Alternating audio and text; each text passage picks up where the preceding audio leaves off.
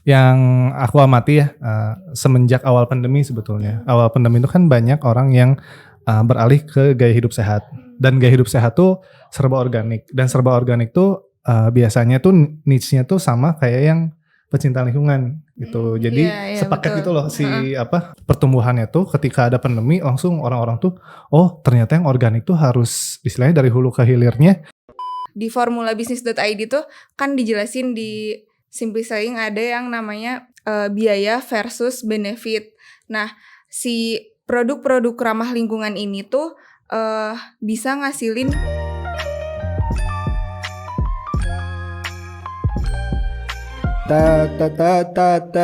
yuk.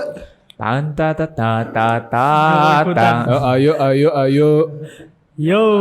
Oke, assalamualaikum warahmatullahi wabarakatuh, teman-teman semuanya. Waalaikumsalam. warahmatullahi wabarakatuh. Kembali lagi bersama kita di podcast Ngobrol Bareng Yubi. Oke, jadi aku mau cerita dulu deh. Oke, jadi beberapa bulan yang lalu aku sama Kansa itu nanem beberapa benih tumbuhan gitu di belakang kantor, karena kebetulan di kantor tuh ada lahan gitu kan. Terus ada nanam pakcoy, kangkung, bunga matahari, dan aku tidak menyangka kalau bunga mataharinya beneran tumbuh. Oh, Yang di story ya. itu berapa lama tumbuhnya? Kayak 3 bulanan deh. Itu aku pertama kali nanam bunga matahari gitu. Karena kan biasanya cuma nanam sayuran gitu ya. Ini kayak ternyata bisa tumbuh, keren banget. Disiram tiap hari tapi. Disiram Sama Kansa. Iya gitu. Jadi Bisnis autopilot. Ingin autopilot bisnis karena Anda autopilot. kita yang nanam, orang lain yang ngurus gitu. Kita yang update story. Iya gitu. Jadi hari ini masih ada hubungannya, kita mau ngobrolin soal lingkungan sih sebenarnya. Kan mungkin di antara teman-teman juga ada yang mulai berkebun di rumahnya. Nah, beberapa waktu terakhir kan isu-isu tentang tanaman, berkebun, lingkungan tuh kayak mulai naik gak sih? Teman-teman ngerasa gak? Kayak lumayan banyak yang ngomongin itu. Apalagi udah mulai banyak teman-teman yang mulai bawa sedotan stainless sendiri gitu kan. Kayak udah mulai banyak tuh nambah SJW. Nambah satu demi satu gitu. Kerasa sih. Iya, aku juga dulu sempet jualan loh sedotan bambu. Iya. Iya. Iya, pas awal-awal pandemi gitu. Dan kayak orang-orang lumayan rame. Iya, terus kayak itu tadi ya lumayan banyak yang bawa terus. Iya sih, kalau lihat di Instagram tuh banyak orang-orang yang bikin konten tentang isu-isu lingkungan. Terus sekarang juga banyak pebisnis yang model bisnisnya tuh lebih ke eco-friendly, terus yang lebih ke Zero waste. Zero waste, impact untuk lingkungannya lebih diangkat. Gitu sih. Jadi emang ternyata ketika naik satu isu juga sangat berpengaruh gitu ya terhadap ekosistem bisnis. Makanya hari ini kita mau ngomongin potensi bisnis eco-friendly itu sebenarnya kayak gimana sih gitu. Cuman mungkin sebelum ke sana sebenarnya kepo gak sih teman-teman, kayak sejak kapan sih isu-isu ini teh muncul dan kenapa gitu? Mungkin ada yang mau cerita. Ya pendapat saya mungkin gara-gara ada ada yang terganggu sih. Yang terganggu salah satunya kan kalau yang aku tahu dari sampah di pantai sih yang paling banyak. Karena banyak tuh video-video yang pantainya sebenarnya bagus banget. Terus tiba-tiba gara-gara ada sampah kayak Indomie, ada banyak lah yang kayak gitu. Akhirnya banyak tuh mulai turis-turis sih, orang-orang luar sih sebenarnya, kayak orang dari luar negeri yang ke Indonesia, loh kok pantainya kotor, diangkat sama mereka. Terus isunya naik ke dalam negeri juga. Jadi orang-orang kita juga mulai sadar, wah iya nih turisnya udah mulai speak up gitu. Akhirnya orang-orang kita jadi mulai aware gitu sama si sampah yang ada di pantai. Waktu itu kan ada berita yang bule bikin perahu dari botol plastik terus melintasi Sungai Citarum gitu dia. Tahu gak sih berita itu enggak? Tahu. Itu kan sempat lumayan viral lah. Jadi bule aja peduli gitu ya dengan kondisi lingkungan di Indonesia gitu. Dan kalau aku lihat sih emang kan tren di Indonesia tuh biasanya ngikutin tren dari luar dulu ya. Misalnya tren dari luar tuh 1-2 tahun baru masuk kayak tren-tren kripto, tren-tren Bitcoin dan kawan-kawan tuh kan dari luar dulu tuh. Nah, yang isu tentang lingkungan ini juga awalnya dari luar dulu gitu. Orang luar udah concern tentang lingkungan dan ngelihat justru Indonesia yang aku tahu tuh penyumbang sampah plastik nomor 2 terbesar di dunia gitu. Jadi kayak wah ini nih negara ini nih gitu yang belum aware gitu, dan akhirnya beberapa orang di Indonesia tuh mulai aware gitu, mulai banyak yang oh iya ya banyak banget kerusakan lingkungan di Indonesia gitu, dan dicari lagi ini akar masalahnya dari mana, oh dari lingkungan, dari istilahnya kita ngebuang sampah teh ya take it for granted aja gitu, menganggap persoalan tuh beres ketika kita buang sampah pada tempatnya, padahal enggak juga gitu kan. Kalau di luar negeri, di Korea bahkan ya, kayak banyak tuh tipe-tipe tempat sampah tuh ada bahkan botol plastik aja tutup sama botolnya tuh dipisah gitu si ininya, si tempatnya. Terus apalagi yang organik gitu, organik kan bisa diklasifikasikan lagi ya, mana yang mudah busuk tapi bau gitu ya, kayak daging-dagingan gitu, itu kan harus dipisah kalau misalnya mau jadi kompos gitu. Nambahin teman-teman. Iya sih, bener banget, setuju. Karena kayak tadi ya sih, dampaknya tuh kalau dulu mungkin 30 tahun yang lalu sebenarnya orang juga udah ada yang ngomongin ini, cuman karena dampaknya mungkin gak terlalu kerasa, jadinya gak banyak yang ngedengerin gitu. Tapi dalam beberapa puluh tahun terakhir tuh emang beneran si suhu bumi tuh naik banget gitu, panasnya kerasa banget, sampahnya banyak banget. Bahkan kemarin aku tuh ngelihat ini sih, gak sengaja gitu di Instagram tuh ada foto kutub, entah utara atau selatan tuh kayak tahun berapa dia tuh kayak beneran masih salju Before banget, after gitu. Before after. Terus tahun ini tuh kayak beneran dia gunung doang gitu, saljunya tuh udah habis. Itu sih ada foto yang burung kutub yang asalnya dia berjalan-jalan di atas bongkahan es gitu ya, ini tinggal dia cuman sama satu bongkahan es gitu, dia terapung gitu, terus kurus gitu pola si burung kutubnya gitu. Itu sedih banget sih, dan aku juga pernah dengar dari satu podcast itu, makanya sebenarnya si gaya hidup ramah lingkungan, gaya hidup berkelanjutan tuh sebenarnya bukan jadi satu pilihan yang cuman orang-orang tertentu gitu, tapi emang di masa depan tuh emang ini tuh akan jadi hal yang biasa di masa depan gitu, karena orang tuh makin ya kelihatan dampaknya gitu, dan ini juga mungkin bisa menjadi potensi bisnis gitu buat buat kita yang kalau sekarang mungkin niche-nya masih kecil gitu, tapi beberapa tahun ke depan tuh bisa jadi niche-nya besar banget karena emang makin kerasa juga dampaknya. Mungkin teman-teman bisa ini nggak kasih contoh bisnis yang udah mulai bergerak nih di eco-friendly sekarang dan menurut teman-teman bagus gitu. Aku dulu atau tempat dulu? Silakan. Oh iya, jadi yang aku amati ya, semenjak awal pandemi sebetulnya. Awal pandemi itu kan banyak orang yang beralih ke gaya hidup sehat. Dan gaya hidup sehat tuh serba organik. Dan serba organik tuh biasanya tuh niche-nya tuh sama kayak yang pecinta lingkungan gitu. Jadi sepaket betul. Gitu loh si pertumbuhannya tuh ketika ada pandemi langsung orang-orang tuh oh ternyata yang organik tuh harus istilahnya dari hulu ke hilirnya terawat, terjaga gitu. Dan itu kita harus menjaga lingkungan supaya dari hulu ke hilirnya tuh tetap organik gitu. Nah, semenjak pandemi boom, terus kayak aku lihat sih beberapa teman-teman yang istilahnya usahanya di zero waste, sayuran organik itu tuh mulai naik justru di saat pandemi. Jadi kayak dan ini pandemi kan udah menjadi endemi ya. Jadi kayak pertumbuhannya tuh akan selalu naik, asumsi ya, balik lagi. Cuman kayak bisa jadi setelah pandemi itu orang gaya hidupnya tuh jadi lebih sehat gitu untuk ya tadi menjaga imun mereka supaya ya di era pandemi ini, endemi ini gitu ya, tetap sehat gitu. Jadi kayak trennya naik kok kalau aku lihat gitu. Menurut teman-teman gimana? Iya, jadi ini sih yang aku rasain sih. Dulu aku patuh beli McDonald tuh selalu dapat sedotannya. Sekarang nggak ada tuh sedotannya, nggak tahu kemana. Itu dari situ sih yang aku ngerasa banget bahwa oh ternyata perusahaan besar tuh seserius ini gitu nanganin suatu masalah yang ya ini korelasinya mungkin sama sampah plastik gitu ya. Terus juga ada ada juga hal-hal lain kayak clean energy yang mulai ada tuh. Jadi yang menarik kan ada dokumenter yang mungkin cukup populer di Indonesia tuh namanya Watchdog. Dia selalu di di repost sama Greenpeace si apa namanya akunnya gitu kalau di Twitter sih yang aku lihat Dan dihujat oleh oleh oleh oil and netizen. gas company gitu.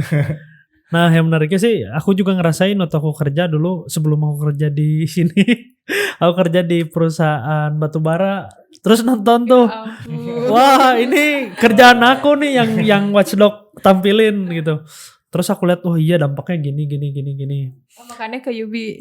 Enggak, juga. bukan. Maksudnya aku ngelihat dari sudut pandang orang yang bergerak di apa namanya energi biasa sama energi yang terbarukan tuh emang sangat beda gitu. Kalau yang energi yang tadi ya batu bara, dia mungkin lebih mikirin ya udah aja sok aja pakai aja terus gitu kan. Tambang tuh emang harus dipakai gitu, emang natural resource namanya juga. Sampai ada podcast tuh Ibu Sri Mulyani kalau nggak salah tuh baru rapatnya tuh rapat di benua Eropa ngerapatin tentang energi terbarukan dan mereka tuh si negara-negara tadi tuh setuju untuk Indonesia jangan nambang terus dong, nggak boleh gini dulu, nggak boleh pakai energi yang kayak gitu terus dong supaya bersih nih lingkungannya kurang lebih gitu. Cuman balik lagi sih Bu Sri Mulyani malah ngomong gini, lah dia nambangnya dari dulu, sekarang udah ini giliran kita yang baru mau nambang kita nggak boleh gitu. Ini juga jadi aneh sih sebenarnya dari ada pro kontra karena kalau Indonesia duluan nambang kan udah habis, terus yang lain baru mau nambang nggak boleh stop kan jadi aneh juga gitu. Nah cuman yang menariknya ternyata banyak shifting tuh gara-gara banyak isu mulai banyak tuh. Kalau teman-teman sadar, Grab, Gojek tuh pada pakai skuter listrik. Listrik. Bahkan ada startup dari India tuh dia bikin pabrik besar banget lah. Berapa hektar khusus untuk motor listrik gitu. Motor listrik doang. Indonesia juga punya sih namanya Gesit namanya. Kita juga punya gitu. Sampai saham Tesla juga waktu pandemi naik gitu. Nah itu juga kayaknya bisa jadi tipping point untuk tadi dari segi kesehatan perseorangan juga mulai olahraga konsumsi yang lebih organik gitu ya, lebih sehat. Dari sisi energi juga mulai tuh ke arah yang clean energi. Dan mungkin ada hal lain nggak? Kalau Anita nih yang Anita lihat. Kalau dari aku sih setelah adanya dampak-dampak lingkungan tadi itu buat seorang pebisnis bisa jadi peluang sih karena kita butuh solusi nih. Misal pemanasan global itu kan nomor 1 paling banyak tuh food waste, terus fashion juga ya ternyata. Nah dari peluang itu kita bisa ngambil pasar, ngambil satu kategori varian target market yang baru juga. Karena kalau dilihat untuk target market yang zero waste yang kayak gitu-gitu tuh mereka loyal banget. Karena mungkin kalau dari segi ini sih, kalau misalkan kita ngobrolin di formulabisnis.id tuh kan dijelasin di simplifying ada yang namanya biaya versus benefit. Nah, si produk-produk ramah lingkungan ini tuh bisa ngasilin benefit secara rasional dan emosionalnya tuh seimbang gitu. Rasionalnya kita dapat produk yang berkualitas. Nah, si emosionalnya kita bisa kita bisa bantu buat jaga bumi gitu. Contohnya tuh kayak Bumijo, terus outfit of the box juga. Iya, ya, itu kan bisnis thrifting juga kan sebenarnya salah satu tujuannya untuk mengurangi sampah fashion juga ya. Iya, karena Reuse gitu. Iya, pre-love gitu. Juga. Iya sih. Ya aku setuju sama Anita. Soalnya aku pernah dengar juga, jadi katanya bisnis yang terbesar atau the next multi-billion company gitu katanya itu pasti bergeraknya di bidang climate gitu atau lingkungan. Nah ini juga udah mulai kelihatan arahnya karena Elon Musk kan pernah jadi orang paling kaya dan gerakannya di Tesla, di SpaceX yang tujuannya kan untuk membantu si bumi ini berubah gitu dari energi fosil jadi energi sekarang yang lebih ke listrik. Nah itu juga udah jadi kayak pertanda, wah bener nih kalau kita tadi yang Nita bilang bahwa ada masalah ada solusi, ternyata benar, malah solusinya orang-orang yang tadi aja gitu, Elon Musk aja bisa memprofitkan dari masalah tersebut gitu dengan cara tadi bikin solusi yang tadi. Nah mungkin nanti ada pembangkit energi lain bisa jadi solusi bisnis lagi tuh di masa depan gitu sih. Atau ini juga kan kalau tadi ngomongin perusahaan gede sebenarnya bisa juga dimulai dari UKM gitu ya. Kayak kemarin tuh ngobrolin yang kalau buat teman-teman yang belum tahu tuh, kemarin aku baru tahu ada satu bisnis namanya Siklus. Dia tuh Iya di sini. Padahal kita nggak disponsorin Siklus ya. Di Kota Baru. Enggak sih. Di Jabodetabek. Iya Jabodetabek. Jadi dia kayak ngejual kebutuhan sehari-hari gitu, cuman refill gitu. Iya kayak refill. minyak goreng, refill. terus sampo, sabun. Pokoknya yang cair-cair. Dia tuh kayak punya armada motor, terus di belakangnya tuh kayak dispenser. Dispenser untuk produk-produk yang cair yang istilahnya biasa kita beli sasetan, biasa kita beli botolan.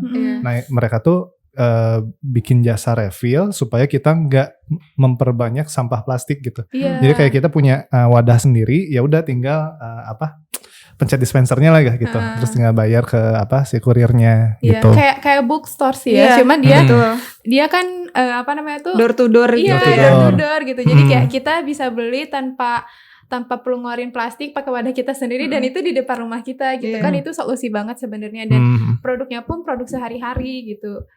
Dan sebenarnya itu juga produknya yang udah bermerek kan, jadi bukan produk mereka cuma nganterin gitu, distribusi aja. Itu juga ide bisnis yang bagus menurut aku gitu. Ada ide bisnis lagi, jadi sebenarnya dari yang kita konsumsi, dari yang kita buang gitu ya, waste yang dari rumah tangga kita tuh banyak banget yang bisa dimanfaatkan. Contoh dimonetize. Jadi contohnya minyak goreng.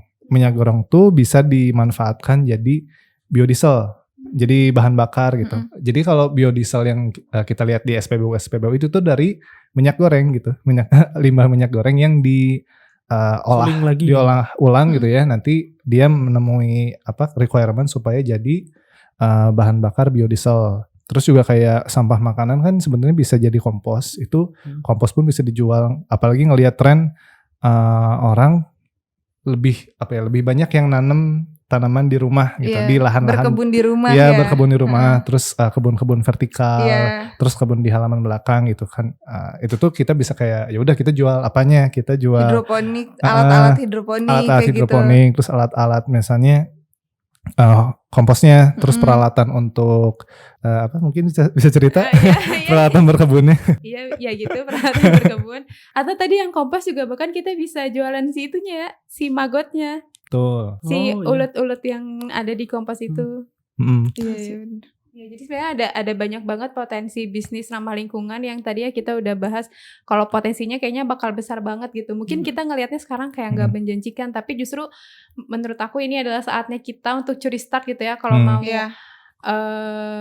mau sukses di masa depan. Ya gitu lah ya. Terus juga baju bekas, celana bekas itu kan sebetulnya kadang kita ganti itu karena bosan, kita ganti karena nggak cukup, tapi bisa jadi masih cukup di orang lain gitu, masih kepake di orang lain, dan istilahnya bisa jadi pilihannya kan bisa kita buang, bisa kita sumbangkan, atau kita jual lagi gitu. Kita brandingkan mungkin bisa nge-branding gitu ya. Terus juga apalagi ya, bisnis-bisnis yang istilahnya dari keseharian tuh bisa digali lagi lah teman-teman gitu. Ya aku lihat sih ini aku pernah nonton dokumenter, terus ada peternakan besar lah, peternakan sapi sama babi di Inggris. Nah, dia tuh bilang bahwa satu petak peternakan gitu, misalkan bukan 1 hektar lah, 1000 meter, dia butuh 1000 meter tambahan. Jadi kalau ada 1000 meter itu isinya 100 sapi, dia butuh 1000 meter buat limbah sapinya doang. Limbah sapi itu ya sapi sekali ngeluarin itulah, itu butuh 1 kotak gitu kan. Wah hebat banget gitu biaya yang harus dikeluarkan, dan itu tuh sangat banyak gitu. dan kita juga jadi sering konsumsi daging, impact-nya juga ke sana kan, ke peternakan yang semakin besar, semakin komersil gitu. Nah, terus ada solusi ternyata kalau dari si dokumenter ini bilang kenapa kita nggak makan serangga sebagai manusia gitu, bikin peternakan belalang gitu kan, padahal proteinnya setelah diteliti wah ini lebih tinggi katanya. Jadi keripik gitu. Nah aku mah curiga nih masa depan makan serangga ini. Karena kan nggak pernah kan, maksudnya cuman orang-orang zaman dulu gitu, orang-orang khususnya orang Asia sih, tapi bukan gak tau Indonesia aku kurang tahu, cuman yang aku lihat tuh di Thailand tuh jualan sate kalajengking, sate apa gitu ya, dan ternyata bagus gitu proteinnya gitu. Tadi kayak tusuk maggot gitu kan, sate maggot gitu. Kecil banget. Atau yang ada larva yang gede, tau nggak larva yang gede yang wah gede-gede tuh, itu bisa jadi makanan. Nah di Thailand aja jadi bisnis itu. Iya. Mau coba nggak? Mau jadi pelopornya? Keripik, banyak lah. Itu menarik sih, jadi untuk jadi pertimbangan gitu. Kalau biasanya tabur abon, sekarang tabur maggot ya. bisa. Tabur gitu. Maggot kriuk. Maggot kriuk. Cuman tadi dari peternakan sapi pun sebetulnya bisa jadi kotorannya bisa jadi gas metana gitu, bisa jadi bahan bakar juga. Soalnya pernah tuh kasus di TPA Lewi Gajah yang meledak tuh si gunung sampahnya gara-gara gas metana. Jadi sampah yang ditimbun bertahun-tahun, terus istilahnya sampah itu menghasilkan gas, akhirnya meledak. Itu karena sampah tuh tidak dimanfaatkan gitu. Sebetulnya kan daya ledakan itu tuh energi gitu. Jadi sampah limbah peternakan, terus limbah dari sampah-sampah organik tuh bisa jadi bahan bakar juga. Gitu menariknya. Okay. Dan mungkin selain produknya juga kita bisa mulai dari si packagingnya gitu nggak sih, untuk mengarah niche yang tadi teman-teman yang udah mulai peduli lingkungan, dan kita juga pengen kontribusi buat lingkungan gitu yang lebih baik, tapi kita belum nemu produk yang emang eco-friendly banget ya, yuk minimal dari packagingnya deh gitu, yang biasanya pakai plastik mungkin bisa diganti pakai yang lain. Mungkin Anita mau cerita. Contohnya packaging ini sih kertas bekas bubble wrap digantinya jadi apa gitu. Oh itu ada tuh Paper towel. Nah jadi ada packaging, kan banyak tuh kalau kita nge-package barang tuh kita butuh kardus, butuh bubble wrapnya biar aman barangnya, terus kita selotip kan.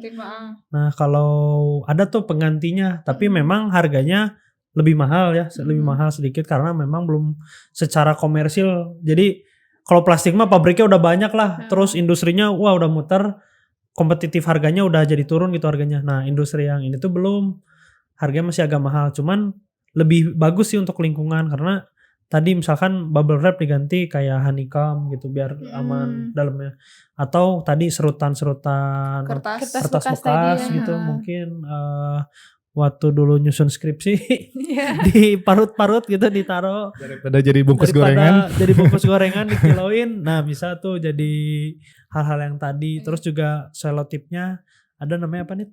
Gumet. Oh ya gum tape.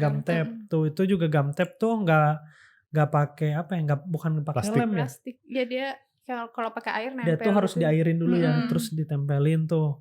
Keren sih. Dan juga ada ini sih kartu nama yang aku lihat yang baru tuh. Iya yang isinya tuh ada ternyata benih tanaman ya. Jadi sebenarnya ada jualan kertasnya itu di. Terus aku lihat wah ini orang jualnya mahal banget. Satu rim cuma 12.000. Itu kertasnya udah isi bibit atau? Ya udah isi bibit. Jadi kita tuh tinggal punya printer lah, ngeprint, potongin jadi kartu nama. Nanti kita taruh di packaging kita, di deliver aja ke customer. Dan si kertas yang tadi kita kirim kan kartu nama, bisa tanah digituin, gitu terus disiram, langsung bisa tumbuh. Benihnya biasanya benih bayam. Yang kecil-kecil gitu ya. Yang kecil-kecil. Kalau benih jagung kan terlalu gitu kan. Kayak ngeprinternya rusak gitu. Susah. Iya sih. Menarik sih. Nah itu juga ya mungkin dari packaging dan lain-lain. Sama ini sih kemarin Mas J kan cerita salah satu peserta Aku Sapa, nama bisnisnya tuh Saladin. Jadi dia tuh Oh iya. jualan kentang goreng. Nah, di mana awalnya si kulit kentangnya tuh selalu dibuang. Nah, si ownernya tuh ngidein gimana kalau si kulit kentangnya ikut digoreng juga gitu, dikasih rasa. Dan ternyata sekarang kulit kentang goreng itu tuh malah jadi produk yang unggulannya. Lebih laku ya. Lebih laku. laku, lebih laku daripada kentang benerannya gitu, isinya dagingnya. Ayam juga kulitnya lebih laku. Kalau durian kulitnya susah. Belum aja kita kan. Belum ya? Belum tahu aja. Belum tahu aja. Iya.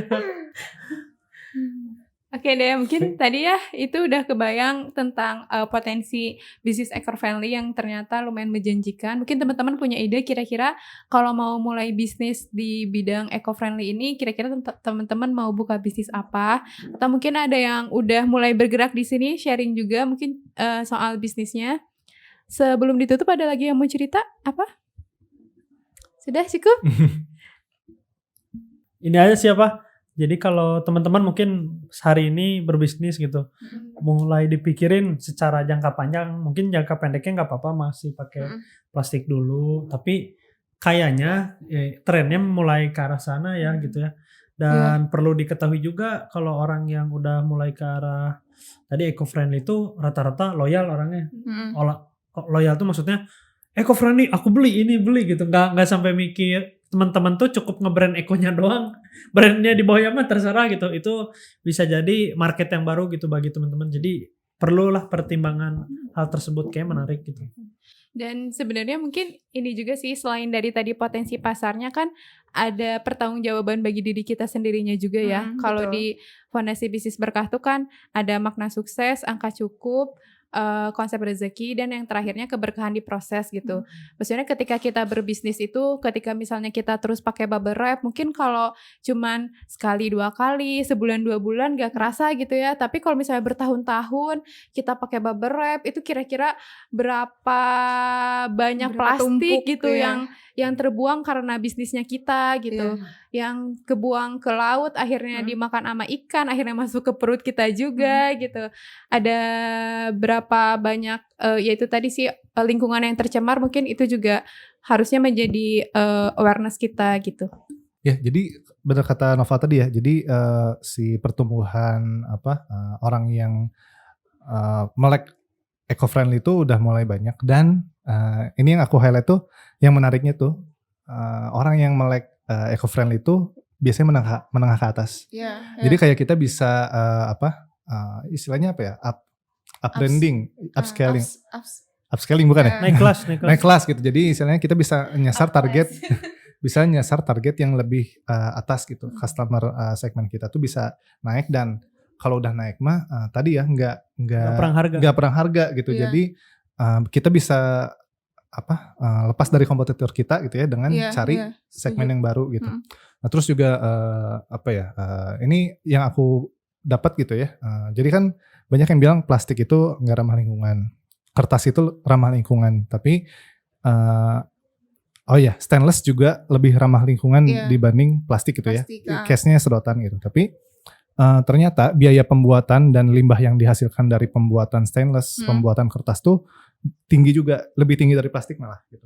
Jadi ketika teman-teman pakai plastik, itu tuh sebetulnya secara produksi itu udah lebih ramah lingkungan dibanding kertas, dibanding stainless. Tapi gimana caranya supaya memaintain itu tetap ramah lingkungan tuh adalah reuse gitu. Si plastik itu tetap di reuse gitu. Jadi ketika kresek bekas tuh kresek plastik bekas nggak langsung dibuang, tapi digunakan terus menerus, karena si penemu plastik pun penemu kantong plastik itu adalah solusi dari produksi kertas yang istilahnya banyak menebang pohon gitu, si kantong plastik itu. Tapi ternyata kantong plastik sekarang jadi overuse sekali gitu, kayak take it for granted aja gitu pakai plastiknya. Tapi kalau dengan kita istilahnya menggunakan plastik tapi berkali-kali, itu tuh bisa lebih ramah lingkungan dibanding kita pakai tas kertas sebetulnya. Jadi itu aku dapat dari BBC kalau nggak salah. Jadi banyak insight yang menarik sebetulnya ketika kita ngomongin lingkungan.